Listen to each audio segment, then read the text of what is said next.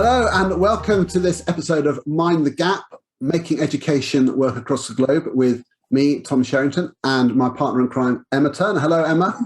Hello, nice to see you again.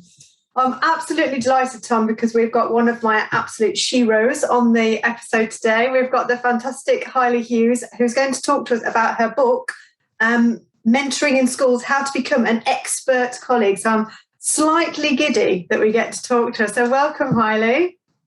Sure, you're like, I'm one of your heroes, you're one of mine, so there you go. But no, I'm absolutely over the moon to be here today. No, it's great. In fact, you know, I was saying to you just before that normally I like to sort of say, and here's my copy of the book, but it's the truth is that I was looking for it earlier and it's nowhere to be found, and it's because my wife, who works in a proper secondary school and works with lots of teachers, has taken it and then bought loads of other copies as well. So that's like a vote of confidence that it's a book which is a serious book that people really use, and that's something pretty exciting. Oh, thank you. No, that means a lot. I go to training sessions myself. I'll tell you this, where people say, "Oh, got your book," and they clearly, it might as well have blank pages in it. They're just wafting it at me, and they've never actually opened it, and I can tell that. But I do think it's the book, right? It's a great vehicle for getting ideas across. So I mean, I'd love to, if you don't mind kicking off, just for people who don't know what this book is about. Mentoring means lots of things, lots of people. You know, tell people what it's about and who it's really aimed at. Yeah, so it comes off the back essentially of the new policy from the DFE, the Early Career Framework. And what I noticed when the policy was being formulated was that there was this emphasis on the role of the mentor, really. And I thought to myself, you know, there isn't much kind of literature out there on mentoring as a practice that kind of bridges the gap between theory and practice and is applicable for kind of classroom teachers in an everyday context. A lot of the reading I'd done about mentoring in the past have been quite abstract and academic. So I wanted something really that was underpinning those really robust evidence-informed ideas that underpin the Early Career Framework, but at the same time have these really practical strategies that people could read the book, dip into it time and time again and use on a regular basis. And it's so useful the way you've organised the book, because you've each strand of the Early Career Framework, hasn't it? You've got that body of research that you curated and explained so beautifully as well. It's not just here's a link, there you go. It's actually talking about, you know, what's in it, how to use it. Then there's the bit about the focus group, and I really want to ask you about that in a minute.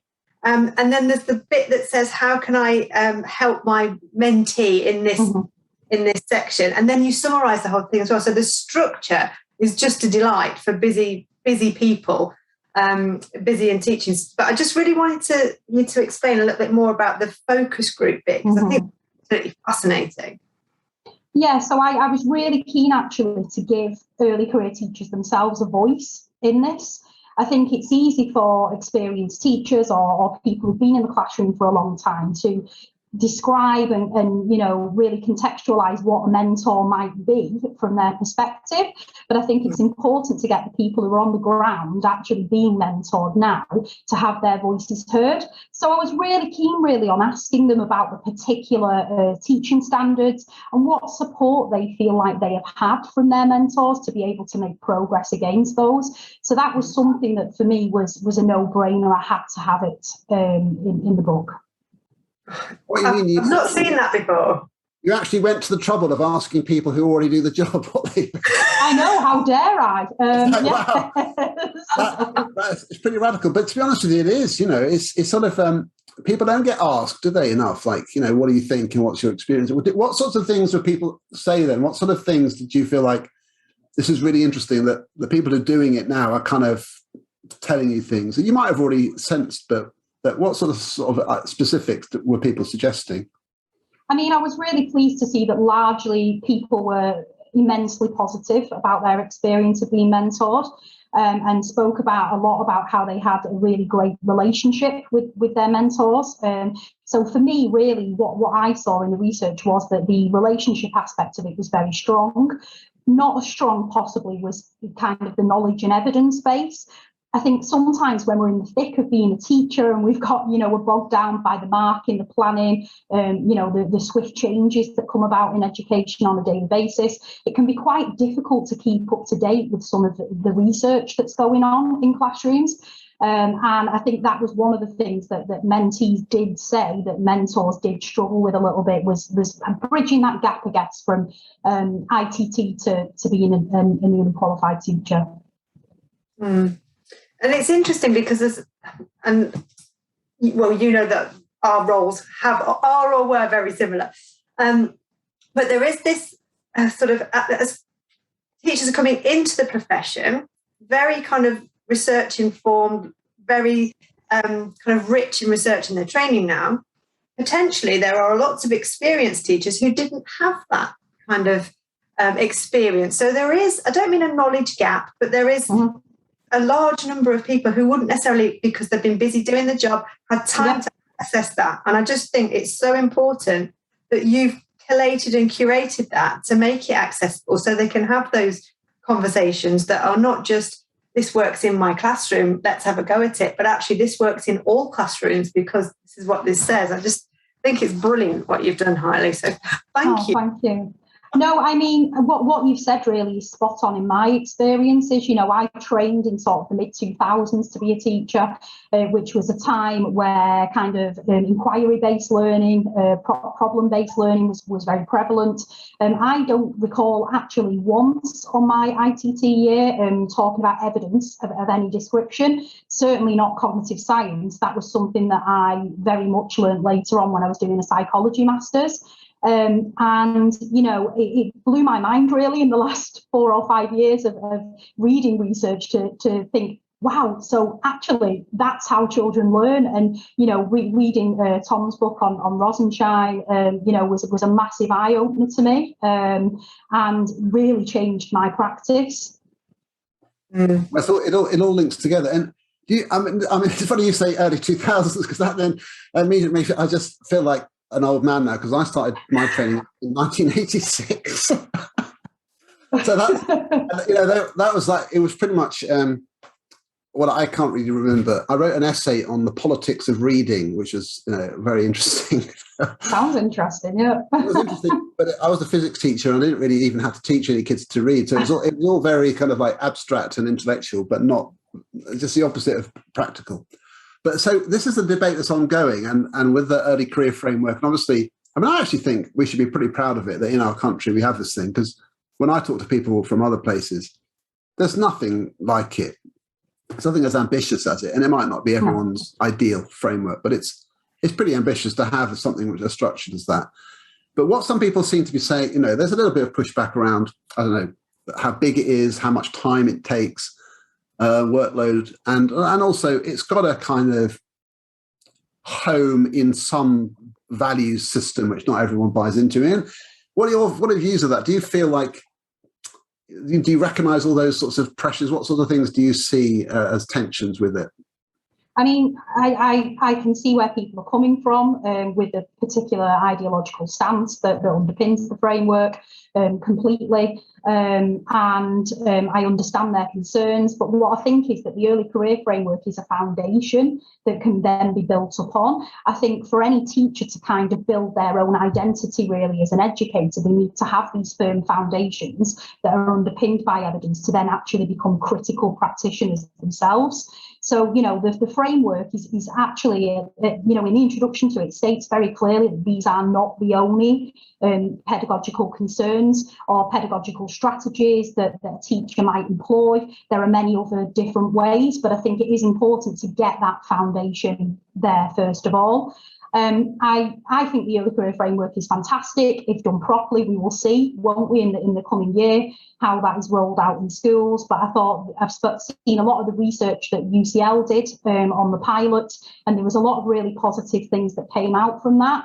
I do think that schools need to use it in their own context, so it does need to be adapted in some respects, but obviously that statutory entitlement does need to be there. And I am a bit of an early career framework fangirl, I'm not going to lie. I think it's got the potential to be fantastic, and actually to hopefully fix some of those retention issues that we are having, where 1 in 3, early career teachers leave the classroom before they've even served 5 years. So it can only be a good thing, in my opinion. And is there I kind of know the answer to this, but is there a link between the quality of the mentor and the likelihood of somebody leaving? Is it that? 100%. Yeah, 100%. I mean, part of what made me want to write the book is I say it in the introduction, is an awful experience with a mentor who, when I was on my ITT year, I'm fairly kind of, I look like an anarchist, but I'm the biggest rule follower ever, hilariously. But, I'm covered in tattoos, I'm quite alternative, I've never made any effort, I suppose, to kind of cover up who I am as a person. And I really worried about getting a job in teaching, and this person played on those insecurities and, told me that I needed elocution lessons because of my northern accent. The best I could ever hope for was to be a perfectly adequate teacher. And, I'm the kind of person that I'm quite bloody-minded. And if somebody tells me I can't do something, well, my God, I will do it times 10. But not everybody has that strength of character so early on in the career. And, another early career teacher may have actually left because of that. And the early career framework, I think, promises to bring, this kind of equal support for all, I hope. Because it used to be such a delicate thing that potentially, because you didn't have that kind of outward facing training and that networking and that opportunity to hear a bigger national picture, you just had you and your mentor in school. There was the potential there for a really kind of toxic relationship. If you didn't get the right person, that potentially was it. Or if I started teaching in 98, you had nobody and you just had to wing it. It was, it's really important to get the right person, which is what leads me on to asking you about the mentor training in the ECF. So how does the training of mentors now look different from what they may or may not have done before? I think there's a kind of universality about the training where everybody is using the same evidence base. I think prior to that, a lot of mentor training that I experienced was about paperwork and the kind of practicalities on a day-to-day basis, sort of placement paperwork, how to quality assure, all of that stuff. There has never been, to my knowledge, of any that I've attended, much time spent on, the reason why we do things, the evidence behind that. A lot of mentoring training was also about relationships, which are, of course, massively important, but also we do need that knowledge element of it as well. And, what happened too often in the past, I think, is that trainee teachers left ITE learning lots of things about evidence and best practice, went into schools, and that didn't necessarily gel with what they were taught in ITE. So, for example, they might be taught in ITE that learning styles have been debunked. Then they might get to a school and they're still using learning styles and doing questionnaires with students and having differentiated tasks. They might learn in university or in STIT that, all must sum objectives are not great for challenge, and then go into a school and they're insisted upon. So I think it's about bringing, the new training is really about bringing everybody up to speed so that there's no confusion for early career teachers who will already be experiencing a huge amount of cognitive load from everything that they are trying to achieve. It's quite empowering for them as well, isn't it? Because they can actually say now it says here we should be doing, but we shouldn't be doing this. Whereas before, if you go into a school and you're an early career teacher, it's quite difficult to challenge that massively. That local established practice. That's really hard. So I do think it's empowering. Sorry, Tom, what were you saying? No, I was just thinking, and I do think I just think it's just music to my ears. This idea of those sorts of things becoming more, like you say, a kind of background stable. Not universal, but sort of well understood. And then, of course, so my philosophy on this is that I never worry about over conformity, because the system and people diverge naturally all the time. It's just, there's no question that people will go into schools and start doing stuff and encounter different ideas. Of course they will. But if they're also, you don't have to start with that. It's gonna come because of people's engagement and like you said, I mean, the more sort of confident you are about some core ideas, the more then you can start to engage with the debates about them. And I think that really is interesting. It's so funny how I know people get anecdotal about this, and it's not always a good thing to talk about how my terrible teaching experience of training, but look, I'm still here. I mean, literally, my only person who could be called a mentor when I was doing my training was this chap. The first thing he said to me was, "What are you doing here? Get out while you can." Yeah, I've had a few people. And he said, like "I haven't had a holiday that. with my family for 5 years." And he was just basically talking about pay for teachers was terrible, and it was in the mid-'80s. And I kind of thought, oh my God. He was sort of, literally, that's what he said to me. And I did sit in the wrong chair in the staff room with the wing. I sat in the next to one of the wing back chairs, and this guy literally kicked me out of the seat. Oh no! I think this is why it's so important, isn't it, that mentors are chosen carefully.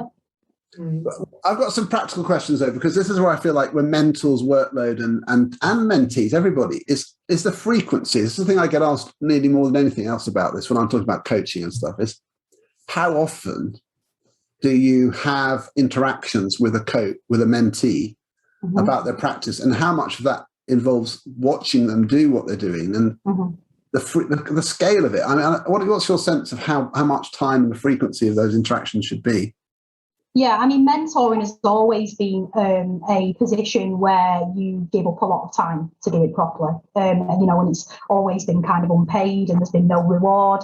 I think Professor Rachel Lofthouse calls it the Cinderella profession, because they're just kind of, quietly in the background working away for not much reward. I think now the kind of expectation really, I guess, is that you will have a meeting once a week with your ECT year one, and that will be a formalised meeting. But of course, you'll have lots more interactions with them during the week than that. There'll be those informal conversations you have in the staff room or on the corridor, or the times they knock on your door to ask for advice or reassurance.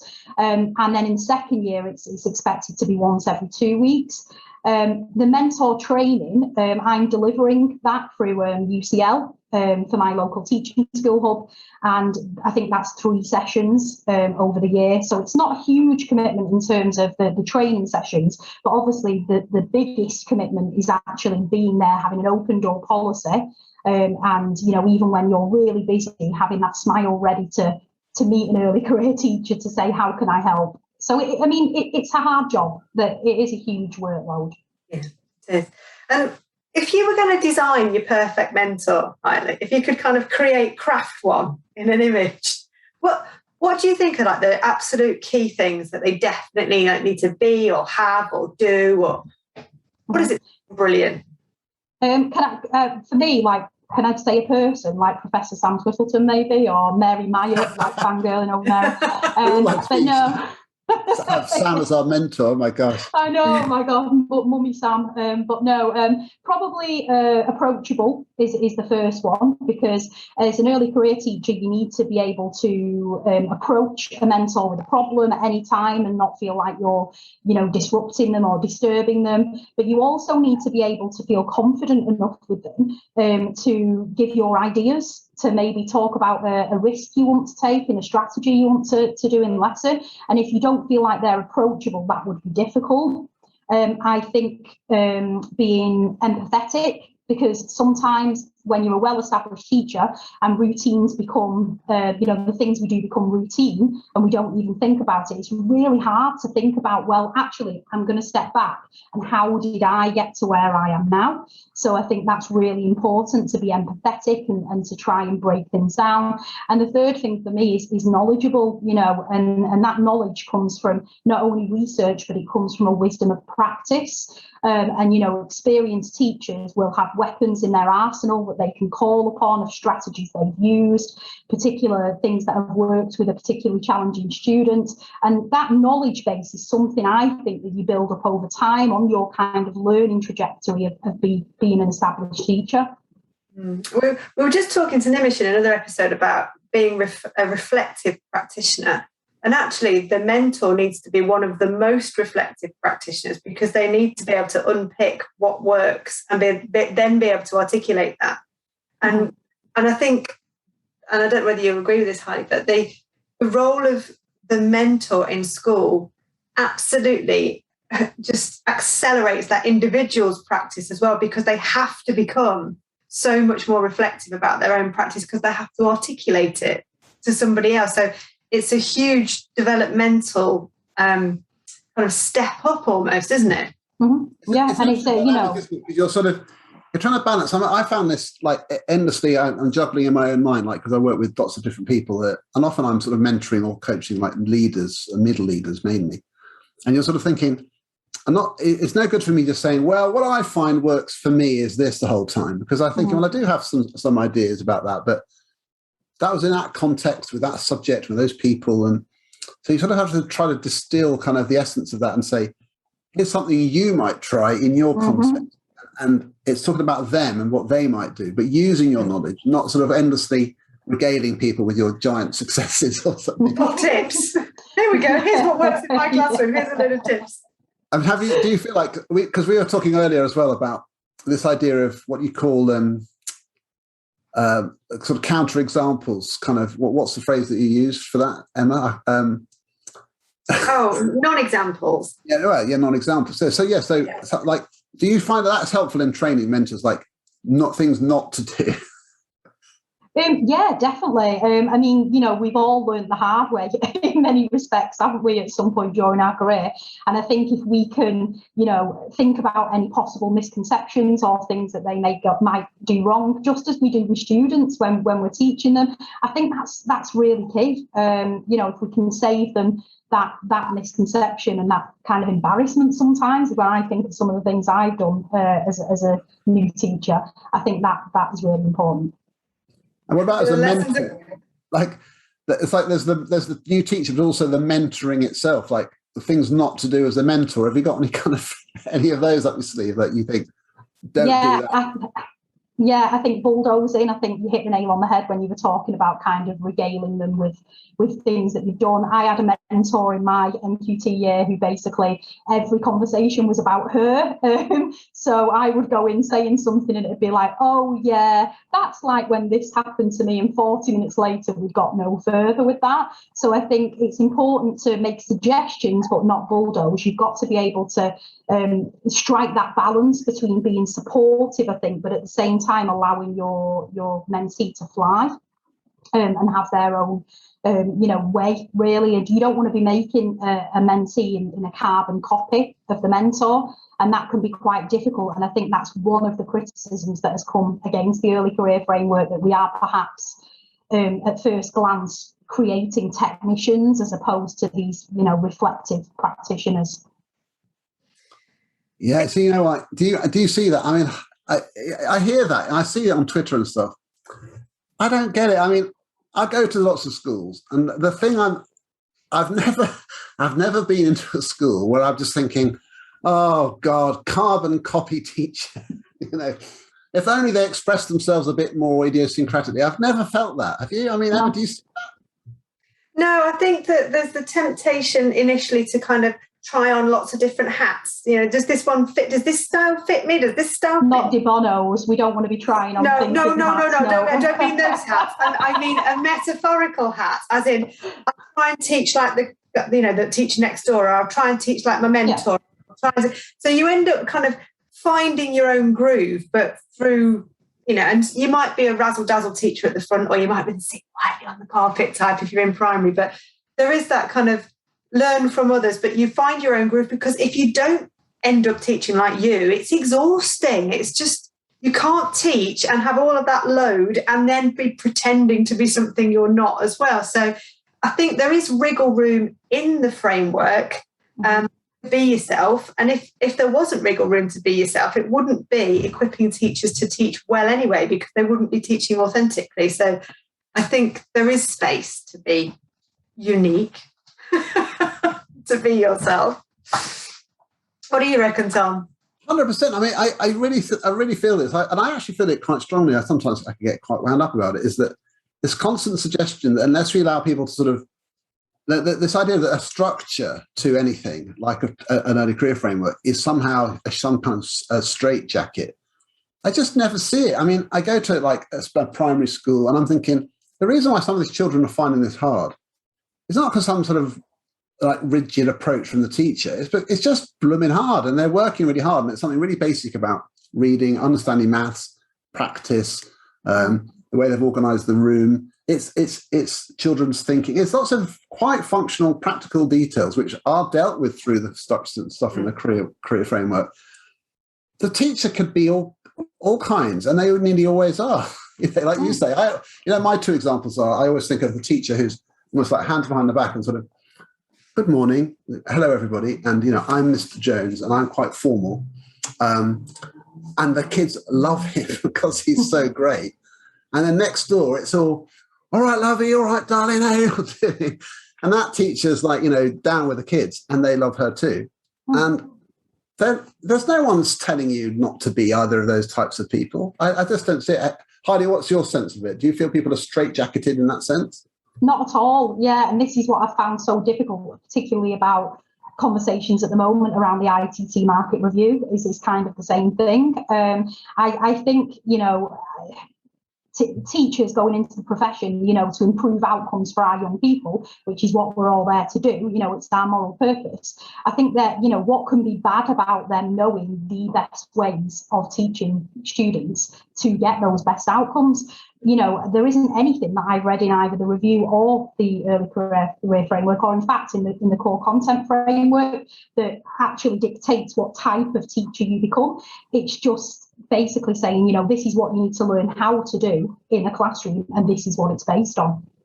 And the other way, I was explaining it to somebody the other day, it's like the early career framework is meant to fill, like, imagine a pantry full of ingredients. It's giving you ingredients with which you can cook. It's not giving you recipes step to actually follow. So you've got all of this stuff, and you can make whatever you need to make in whatever context that you are in. It's not saying you have to do step 1, step 2, step 3, step 4, and follow it like sort of slavishly like that. It's actually, here's all the ingredients with which from which you may pick.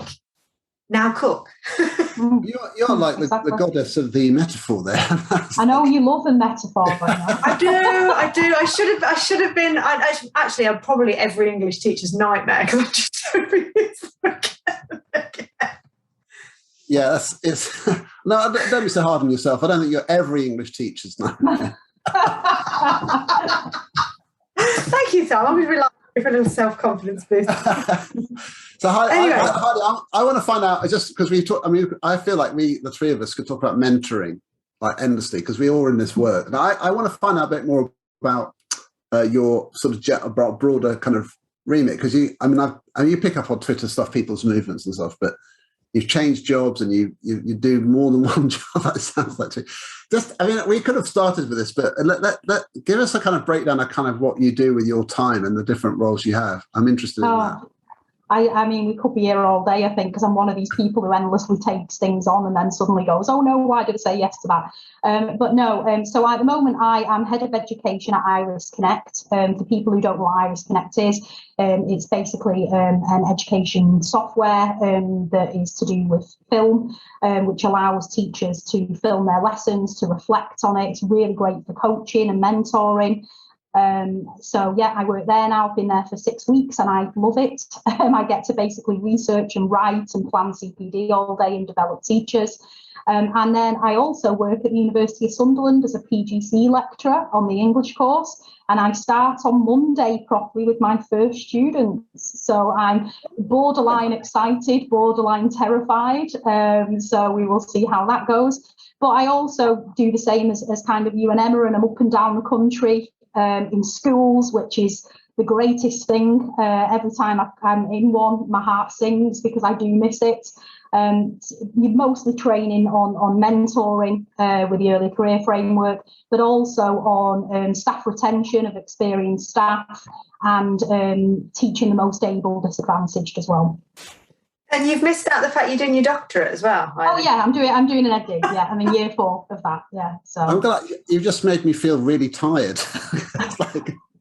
That's just amazing. I mean, That is impressive. I have to say, how amazing to be a tutor for English in a PGC, to like grab people right at the beginning and say, what are you going to, I'm so interested, I could talk about this for ages. What are you going to do in your first session? How does it start? Well, we're looking at what it means to teach English, essentially, and what it means to, and, the kind of challenges that English teachers have when you're on this borderline between, wanting to imbue a love of literature and all the connections that English makes and humanity, really, teaching people to be human in English, but also the pressures that is then against with teaching to the exam. Teaching very prescriptively to the assessment objectives on the GCSEs, and issues in Key Stage 3 with early entry in exams and all of those things. So it's quite a realistic session, but I think it's also inspirational. I've got a lot of fantastic quotes on there from brilliant English teachers. And really considering, what makes a great English teacher, what makes a great English curriculum. Wow, how exciting. That's totally inspiring. I think I might retrain. I think I might sign up. It's lovely to be close to. I mean, I'm on Monday. It's Friday today. On Monday, I'm going to a school where several sessions I'm doing there are with coaches. So like not training coaches to be better coaches, a bit like mentoring, but they're more broader than the ECT. And it's the same thing. I feel like that sort of engine room of practice. So but you have to see both. You're doing it directly and at the source, but then you're also working with the mentors of those people. So that must be fantastic to see it coming from both sides. Yeah, I mean, I think I'm not sure, but I may be unique, I think, in England at the moment, because I'm delivering the CCF as an ITE lecturer, the early career framework to ECTs and mentors. I have two groups with UCL, with my local teaching school hub, and I'm also delivering the MPQ LTD with Teach First for another teaching school hub as well. So essentially, I'm involved at every aspect, I guess, of teaching. I think that last one had like way too many letters. That it's MPQ LTD, so the National Professional Qualification for Teacher Development. Oh wow. Yeah, well, that's amazing.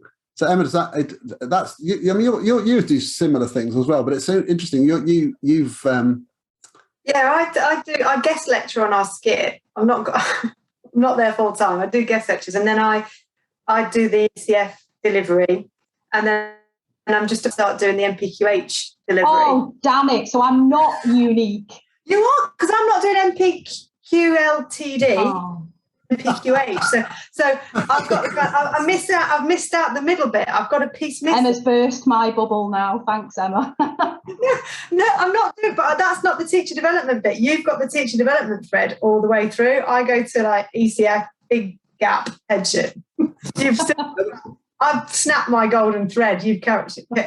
I think what I will say to you is, I think I'm looking at the clock. We have to come to an end here, I think. But what I'm going to say to you is, I do think you are unique, and I think you have a special place in the system. And I think you can take some credit for being someone who's like put a group of people and a role way up higher on the sort of on people's radar of what matters. And I think you should take huge credit for that. It's really exciting to see mentoring, something which people talk about and fudge around, and you're saying, no, look, let's do it properly.